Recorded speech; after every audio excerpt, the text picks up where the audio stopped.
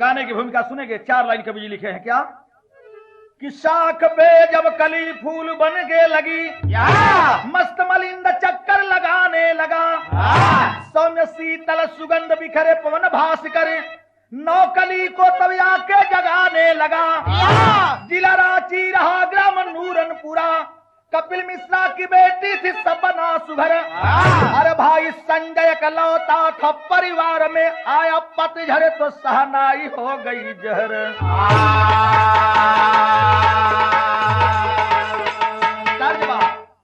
कि अरे महशर में रब के सामने कि अरे महशर में रब के सामने आएगी फातिमा महशर में रब के सामने आएगी फातिमा महशर में रब के सामने आएगी फातिमा महशर में रब के सामने आएगी फातिमा अरे महशर में रब के सामने आएगी फातिमा महशर में रब के सामने आएगी फातिमा महशर में रब के सामने आएगी फातिमा महशर में रब के सामने आएगी फातिमा अरे महशर में रब के सामने आएगी फातिमा हो कि अनवर को अपना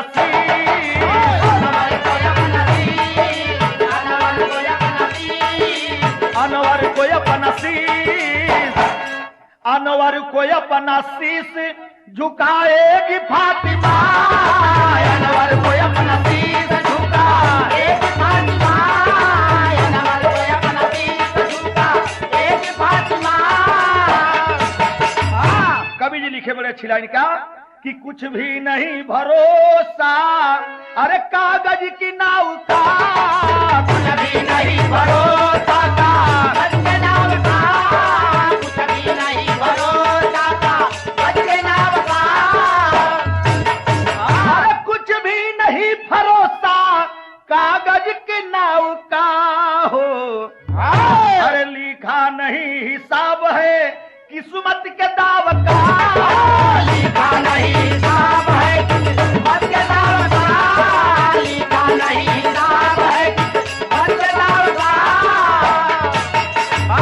अब यही से कहानी शुरू हो गई बाबूजी कहाँ का कि रांची जिला में नूरनपुर गांव में कपिल मिश्रा के बिटिया सपना और एक लौता लड़का एक संजय देखे हैं कहानी शुरू भइल बा का हारमोनियम के संग से जौहरी शहर बा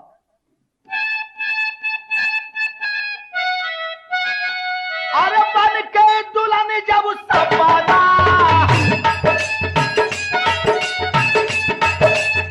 ससुर के घर में आई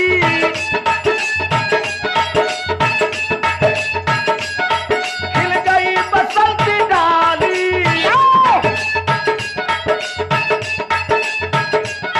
सावनी घटा है छाई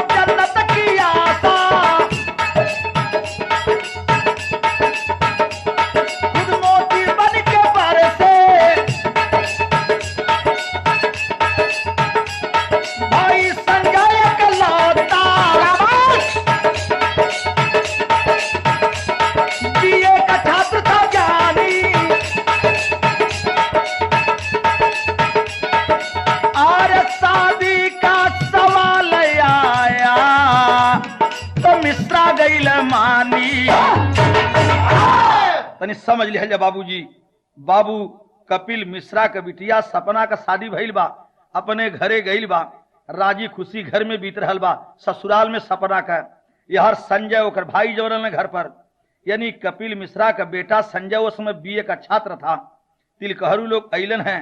तिलक के दिन बेटवा के रखा गल। बाबूजी सयान हो चुकल लड़का संजय। आज जब शादी के दिन रह गल, एक दिन पहले तक यानी 10 मार्च के तिलक का दिन बा, और एक दिन पहले 9 मार्च तक जब बहन सपना ससुराल से नहीं आई भैया के तिलक में, तो 9 मार्च के भाई संजय लियाओ बदे चल धले बा बहन के घरे। और जब बहन के घरे गयल बा तो देखें वहां का भाव कभी धले बाटन। विदा करावे जब 9 मार्च के बहनी के यहाँ ससुराल में पहुंचलन तब तौर जे अरे बहन तोरे भाई संजय का कल तिलक हरू आयल बाटा बेटी बहनी तिलकहरू आए वाला बाटा बहन। अब तू गईबन कैलू माई तुम्हारी इंतजार करत बहन तो चला जल्दी चला। अब बहन जब सुन ले बड़ा खुश भइल। का सोचत बा तनी सुनला बहन सपना कि सुन के सगाई तब हंसली बहनिया, अरे तोहरा से ले भैया सुघर निसनिया, तोहरा खातिर मोरा हाजिर बापर नवाय बहिनी, आ कहा तलाई दे बचान बहिनी हो। भाई कलर रे बहिन तू मांगत ही हमसे रे, अरे जवन चाहबी तवन तो कहबे त स्वर्ग से चान लिया के तोरे रख दे तोरी कदम मेरे बहिन। चल लेकिन कह रहल बा भाई कैसे ए कि करा के विदाई जाबा चलल दुलारुआ, करा के विदाई जाबा चलल दुलारुआ, करा के विदाई जाबा चलल दुलारुआ। अरे बस स्टाफ से था 7 मील घरवा। साहब बहन के विदाई कराकर सपना का भाई संजय लेकर के गयल बा। और जौन बस स्टेशन पर उतरल बा वो बस स्टेशन से 7 मील दूर जौन बा घर पैदल जाए कर रहल बाबूजी, लेकिन रास्ता बड़ा उबड़ खाबड़ बा। तो भाई सोचत बा का कि मिले ना सवारी डूबे लगला सूरजवा या बहिनी, मिले ना सवारी डूबे लगला सूरजवा या बहिनी, मिले ना सवारी डूबे लगला सूरजवा या बहिनी। अरे मिले ना सवारी डूबे लगला सूरजवा या बहिनी, अरहिया भइल सुनसान बहिनी हो। सूर्य महाराज डूब चुकल बाटन। धीरे धीरे अंधेरा घेरत जात बा। भाई सोचले के रे बहिन बड़ा दूर घर बा, पैदल का रास्ता बा, सुनसान रास्ता बा, जंगलात एरिया पड़ी बहिन। जल्दीबाजी में हम लोग तिरकटक काट करके 60 का रास्ता घरे चल जा। आज तिलकहरुन के आ वाला दिन भी बा।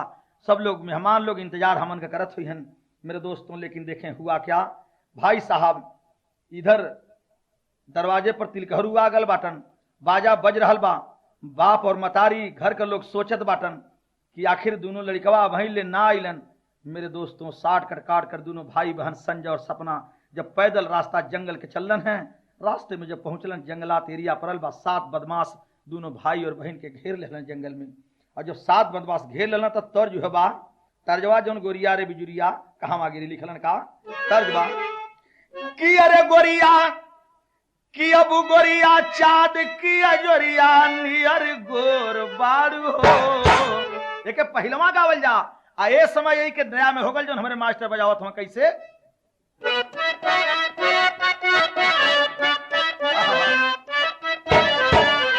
कि अरे गोरिया चाँद की अजोरिया नियर गोर बारू हो।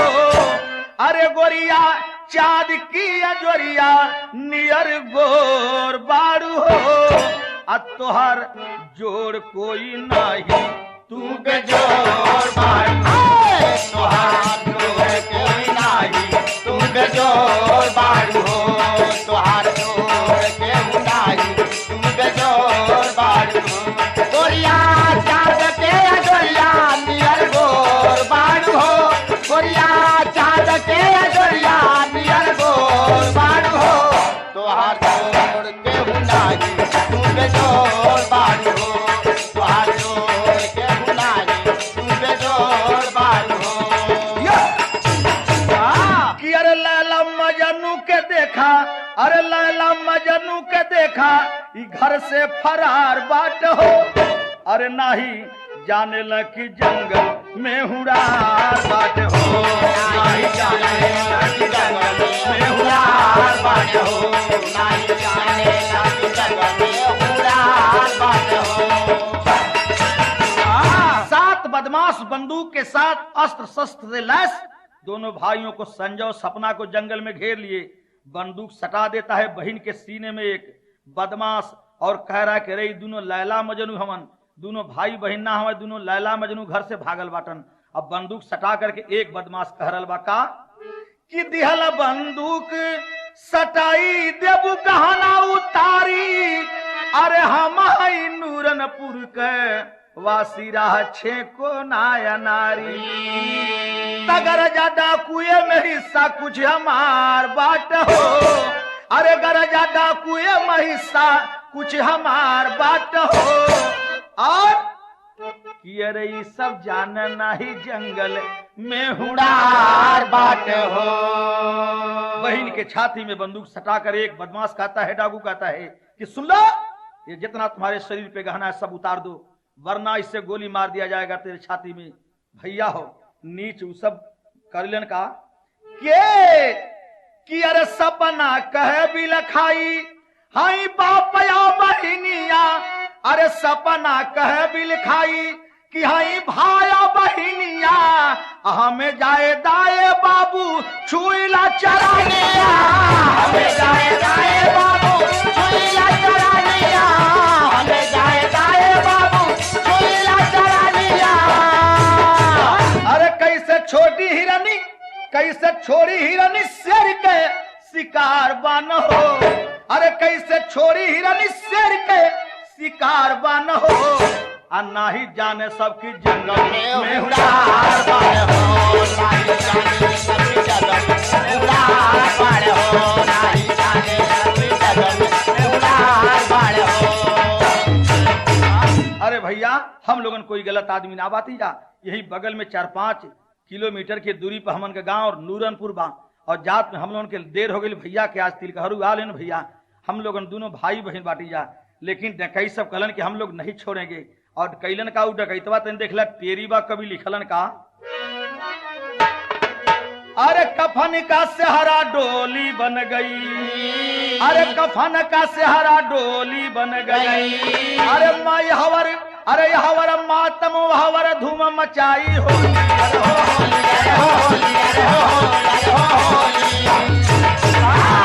भाई साहब इधर संजय को पकड़ के सब पेड़ में रस रस कस कस कर सटा करके पेड़ से सटा कर कस के रस्सी से संजय को बांध देते हैं। और जब बांध दिए हैं बाबूजी सपना के पास जाकर कहते हैं कि अपनी साड़ी उतार दो, एकदम नंगी हो जाओगे वरना तेरे भाई संजय को गोली मार दिया जाएगा। तो बहनिया उसमें कहत का बात तर्ज ठिबा कि अरे गवने का दीन नियराइए सुगिया, गवने का दीन नियराइए सुगिया, काहे गइलू ये तना पियराइए सुगिया, काहे गइलू ये तना पियराइए सुगिया, काहे गइलू ये तना पियराइए सुगिया। भावा बहिनी से कहे लगल जब उस कालन सब की एकदम सारी उतार कर नंगी हो जाओ, पेड़ में भाई को बांधे हुए, तो भावा बहनिया के समझावत बा कि अरे बहिन एक बात बा का कहरल बाटन सब का कि अरे ले जा गहनावा उतारिए वीरना।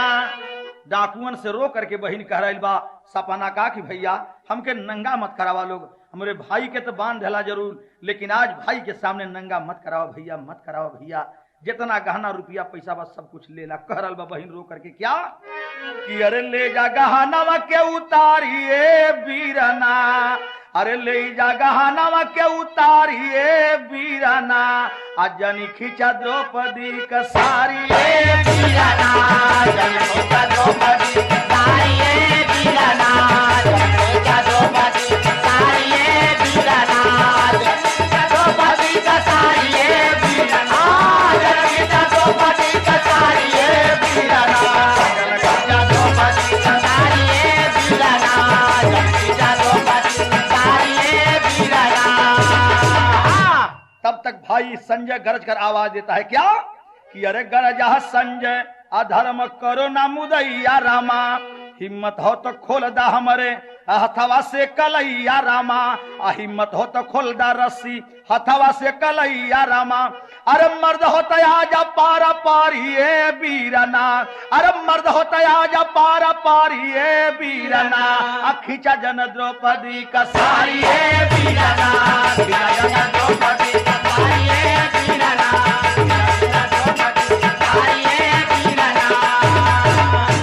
भाई साहब तलवार टाइप का तेज धार वाली उसी डाकुओं में से गुरमीत सिंह एक लिया था। आज जब भाई ललकार कर कहता कि अगर मर्द हो तो पारी पारा मेरी कलाई खोल दो, रस्सी खोल दो और आकर के मुझे आजमा लो, आज निपट लो।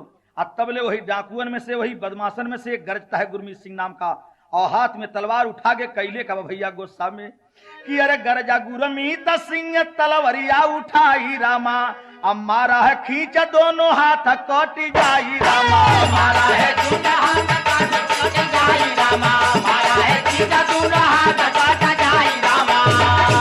अरे रोवा सपना हो जाई बहू घारी ए बीरना, अरे रोवा सपना हो जाई बहू घारी ए बीरना, अजन खींचा द्रौपदी का सारी ए बीरना, अजन खींचा द्रौपदी का सारी ए बीरना, अजन खींचा द्रौपदी का सारी ए बीरना, सारी ए बीरना हो सारी ए बीरना, सारी ए बीरना हो सारी ए बीरना, अजन खींचा द्रौपदी का सारी ए बीरना, अजन खींचा द्रौपदी का सारी ए बीरना।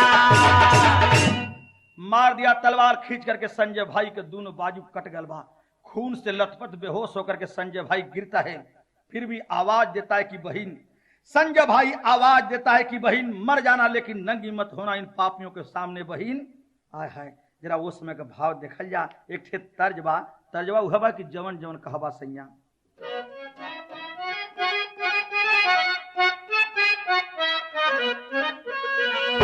अरे जवन जवन कहबा सैया, अरे करब जिंदगिया में कीमत जा विदेश राजा, बदली जवानिया में मती जा विदेश राजा, बदली जवानिया में जवन जवन कहबा सैया, मरब जिंदगिया में जवन जवन कहबा सैया, मरब जिंदगिया में मती जा विदेश राजा, बदली जवानिया में मती जा विदेश राजा, बदली जवानिया में कि जाम का दुश्मनी कोना अरे होई गईली चोलिया से, संजय के मार दिहले पापी बाबू गोलिया से, संजय के मार दिहले पापी बाबू गोलिया से, संजय के मार दिहले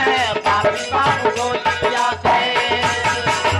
तब पेड़ावा में बांधल मरी गईला सुगनवा, अब पीटे ले छाती सपना लेला मोर परनवा, हो लेला मोर परनवा। भाई साहब बढ़ा हुआ भाई, बांह तो काट चुके थे, खून में लथपथ था ही भाई, गोली भी मार दिए बहन के सामने। और जब गोली मार देते हैं बाबूजी, भाई वहीं गिरता है और तुरंत उसके प्राण पखेरु निसर जाते हैं। भाई के खून से लथपथ लाश पड़ल बा। अब बहन का कर लहल बा तनी सुन ला। ए किले बानहाय पापी आज खूनी होलिया से, संजय के मारी दिहले पापी बाबू गोलिया से। जब मार दिलन भाई मर गल बा, बहन के पकड़ करके खींच के बगल में ले गए सब। और आज करत कहां से एक तरफ भाई के खून से लथपथ लाश पड़ल बा, सपना के कैलन सबका कि जामियो जवानी जब गईली टकराई, अरे भैली बेहोश सपना पापी गए पराई। तब भैल जब होश अपन तन ढापे तौलिया से, आ संजय के मारी दिहले पापी बाबू गोलिया से। वो सातों कमीना बदमाश बेचारी उस अबला को नंगी कर करके और सामूहिक रूप से जबरदस्ती इस कदर से बलात्कार किए, बाबू की बेचारी सपना बेहोश हो जाती है। और जब थोड़ी देर के बाद वो सब तो फरार हो गए, गहना भी लूट लिए, इज्जत भी लूट लिए, भाई को भी मार दिए जान से। मेरे दोस्तों जब सपना को थोड़ी देर के बाद होश आता है किसी तरह से अस्त व्यस्त कपड़ों को पहनती है और पहन करके गांव के बगल में थोड़ी दूर पर जंगल के बगल में एक गांव था, उसी गांव में रात के समय जाती है। क्या देखती है जरा देखें भाव कि एक ओरा भैया एक वर अपन दूर गतिया हो। बहन के जब हो साल रात का वक्त होका सोचत बा कि एक और भैया एक वर अपन दूर गतिया हो। अरे कौन मुँह लेके ना था जैब हम भावनावा। अरे पूछी हा जब माई बाबू बेटी अकेले काहे अइलू। अरे कहाँ छोड़ दिहलू मोरा पोसल सुगनावा। अकेले घरे जाई माई बाबू पूछे के रे संजय कहाँ रह गए, तो का जवाब दे कि कैसे करे जवा बजर माई करी है हो। अरे सुनिया कि बुझी गईल हमरो दियनावा। त सासुर नहीं हरवा जुलुम हो गईल हो। अरे सपना का सपना हो गईल सपनावा। रोती हुई बहन किसी तरह से 2 किलोमीटर दूरी पर एक तिरछी गांव था, उस गांव में जाती है और जिस घर में जाकर के बाबू घुसती है वो अपरिचित घर तो था, लेकिन देखती है कि हमारा जो सामान आज डाकू लूट चुके हैं रात को, उसी घर में सब बैठ करके बांट रहे हैं। और जब उस घर में प्रवेश करती है बाबूजी देखते हैं, सब कह रहे ये तो वही लड़की है। मेरे दोस्तों देख करके लड़की वो भागना चाहती है सपना, तब तक फिर घेर करके उसी घर में सब पकड़ करके और उस लड़की को दरवाजे के अंदर बंद कर दिए बाबूजी कि भेद या खोल देगी। और जब बंद कर दिए सब तो देखें होत का बा उस समय का भाव बा। अरे नाहक दुनिया कहल कन्हैया मुरली वाला हो। आ कैसे सुनला द्रौपदी के दोहैया मुरली वाला हो।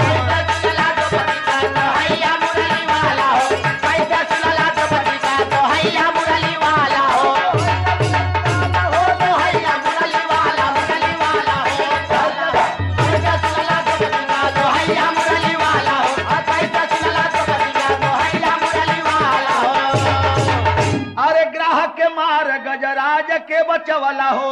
आ कैसे तू गुली पर्वत उठवाला हो। अरे काटल जाई हमारा नटैया मुरली वाला हो।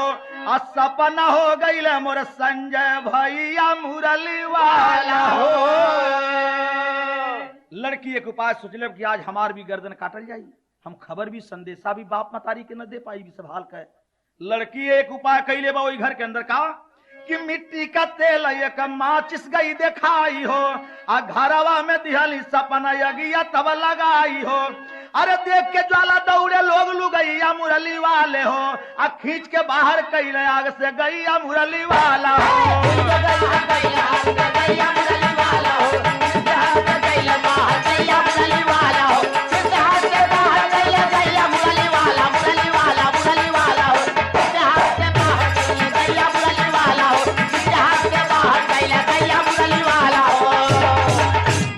संजोग के बाद जौने में सातों बदमाश जौने कोठरिया में वो लड़की के बंद कैले रहलन, जौने कोठरी में वो लड़की के बंद कैले रह वही कोठरिया में मिट्टी के तेल रखल रहल और सलाई देखले बा वो लड़की। संजोग के बाद छिड़क करके पूरे वहां अगल बगल जितना स्थान था मिट्टी का तेल छिड़क करके वो लड़की उसमें आग लगा देती है, सलाई घस देती है, धा धा जले लगल बा। और जब धुआं निकलल आग का लपट फेंके लगल तबले भैल का सुनला गांव को लोग नर नारी जुटलन है। लड़की वही में से हल्ला करत बा। भैल का तनी सुनला कि अरे चोरी हत्या पाप नहीं छिप दुनिया में। अरे चोरी हत्या पाप नहीं छिप दुनिया में। अरे खांसी और खुशी कोई पावन दबाए। भैया बदरा के अचरा में छिपना सुरजवा। एक पट्टी और बढ़ा दे मास्टर साहब।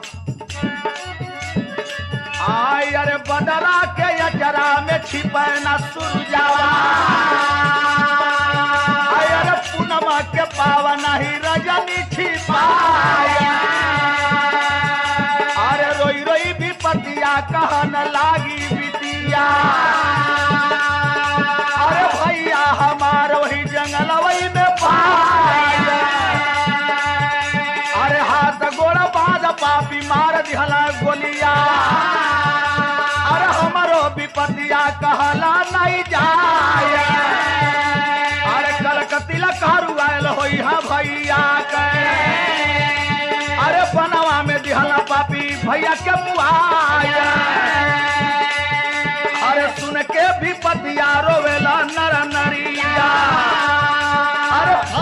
करे जवा दुई टूक होई जाए अरे कैसे का मुहवा देखब जननी के अरे घर का दिया नवा गयल बाबू लड़की के सारी व्यथा जब गांव वाले सुनलन हैं सब लोगन आग बबूला हो गइलन बाबू तुरंत थाने पर खबर देलन हैं दरोगा जी अइलन वो लड़की के लेकर के जंगल में गिलन भाई का लाश अपने गाड़ी में रख करके और बहन के बैठा कर सपना की और लेकर के वो स्थानीय घर पर सवेरे सवेरे जब पहुंचल हैं देख वो समय का भाव कवि धलन का अरे थूका जलताई का कैला बनी के बसिया आ सपना रोवा धई के गोदी में भैया कलसिया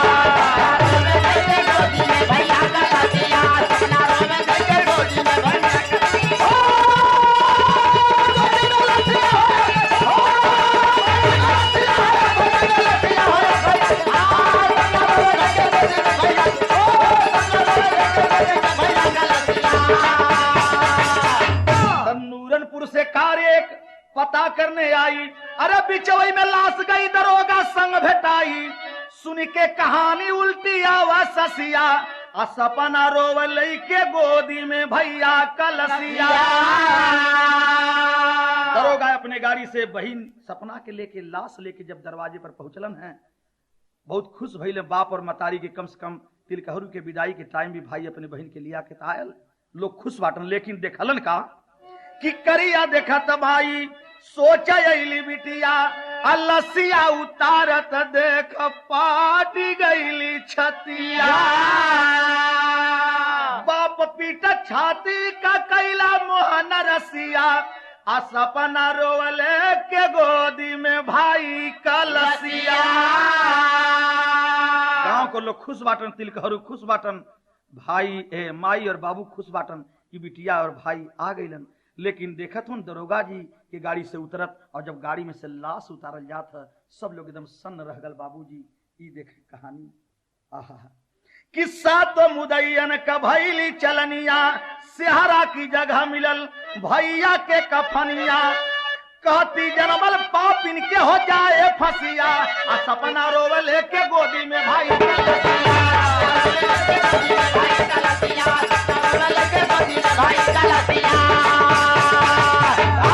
जहां सेहरा सर पे बधाए के चाहिए आज वहीं कफन मिलल तो कवि के लिखे के पड़ल और दरोगा जी तुरंत पुलिस दल बल के साथ जाकर वो गांव पर छापा मरलन है और वो 7 के गिरफ्तार करके चलान कर देना कवि का लिखलन कि गुरु गणेश गुरु रामलाल जी धन्य हरि की माया विमल चंद्रिका कवि केशव जी कहीं धूप कहीं छाया ए भैया कि अरे जवनिया अरे मोरे राम हो राम अरे बेचन कवि केशव सुन ले कर गवा गोली कफन भी एक दिन टोली बन गई